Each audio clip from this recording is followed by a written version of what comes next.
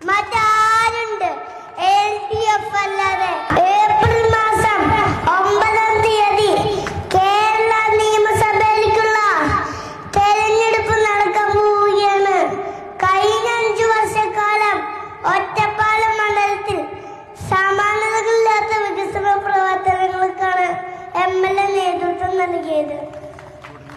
തുടങ്ങിയവ പൂർത്തീകരിക്കാനും പുതിയവ തുടങ്ങാനും ഇടതുപക്ഷ ജനാധിപത്യ മുന്നണി സ്ഥാനാർത്ഥി സഖാവ് അഡ്വക്കേറ്റ് കെ പ്രേംകുമാർ മാമയെ ചുറ്റികരിവൻ നക്ഷത്രമടയാളത്തിൽ വോട്ടുകൾ രേഖപ്പെടുത്തി വമ്പിച്ച ഭൂരിപക്ഷത്തോടുകൂടി വിജയിപ്പിക്കണമെന്ന് വിനീതമായി അഭ്യർത്ഥിക്കുന്നു. കേരളത്തിൽ ഇടതുപക്ഷത്തിന്റെ തുടർഭരണം അനിവാര്യമാണ്. അതുകൊണ്ട് നിങ്ങളുടെ ഓരോ വോട്ടും ഇടതുപക്ഷത്തിന് രേഖപ്പെടുത്തുക. മറ്റാരുണ്ട് LDF അല്ല